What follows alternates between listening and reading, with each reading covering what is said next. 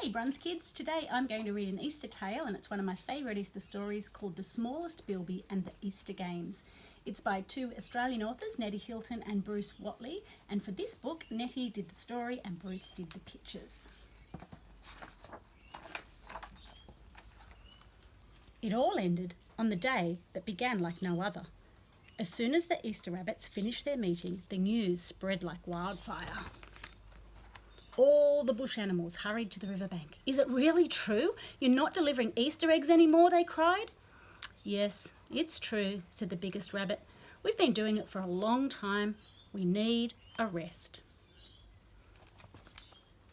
"But Easter won't be the same without Easter eggs," said the smallest Bilby, who was passing by.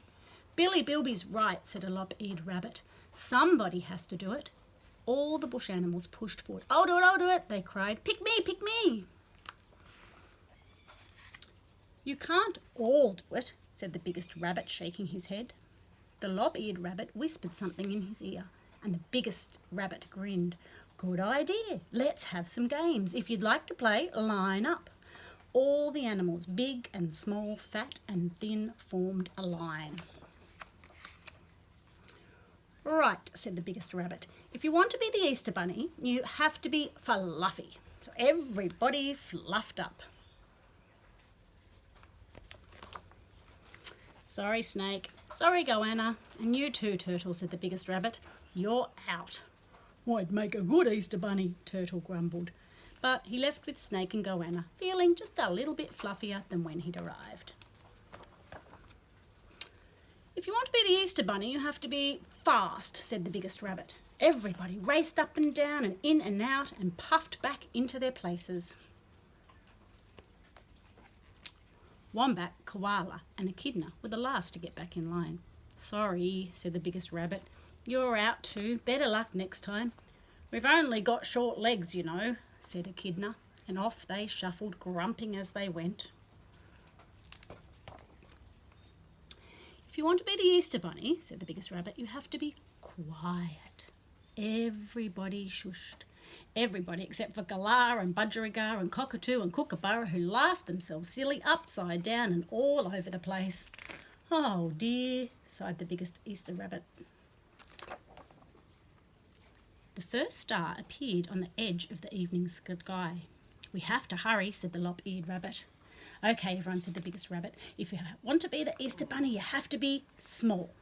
Everybody curled up tight, even Kangaroo, Emu and Wallaby. But they were still much too big, and they had to go. The lop-eared rabbit held up a basket of Easter eggs. The biggest rabbit handed an egg to all the animals who were left. "Now," he said, "you have to do something with this." Bilby took his egg and held it tight. High above, a little star on the edge of the sky shone gently down. Numbat ran right and left and round about and finally hid her egg in a hollow log. Possum put her egg in a pouch for later. Dibbler gobbled his egg up as quickly as he could. Bilby smiled at the little star. Then, very carefully, he placed his egg in front of the biggest rabbit. "Is that for me?" asked the biggest rabbit. "Why did you do that?" "Because that's what you do with Easter eggs," said Bilby. "You give them to somebody to make them feel special." A hush fell over the riverbank. The biggest rabbit looked down at the egg lying at his feet. "Has he made you feel special?" asked one of the younger rabbits. Has he? Everybody watched and waited. "Yes," said the biggest rabbit, smiling his widest, happiest smile. "He has. He really, really has." All the rabbits clapped and cheered. "Hooray for Billy," they cried. "3 cheers for Easter Bilby." Bilby blushed to the tip of his toes and to the end of his ears turned pink and warm. High above, the little star beamed softly down.